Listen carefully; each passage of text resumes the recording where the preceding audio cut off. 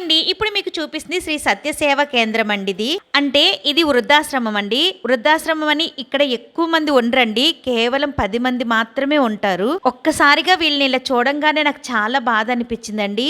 ఒకప్పుడు వీళ్ళు ఎంతో గొప్పగా బతికుంటారు కదా, అలాంటిది. ఈ రోజున ఇక్కడ వీళ్ళు ఇలా ఉంటున్నారంటే వాళ్ళకి ఎంత బాధగా ఉంటదండి.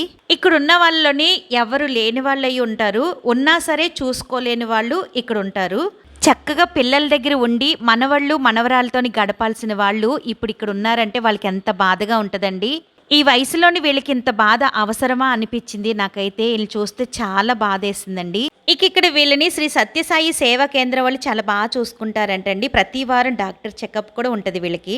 వీళ్ళైతే వీళ్ళ కిచెన్ రూమ్స్ అన్ని కూడా చాలా నీట్ గా పెట్టుకున్నారండి. ఇది పైన మేడ మీద పెద్ద హాల్ ఉందండి. ప్రతి వారం కూడాను ఇక్కడ భజన జరుగుతుందంట.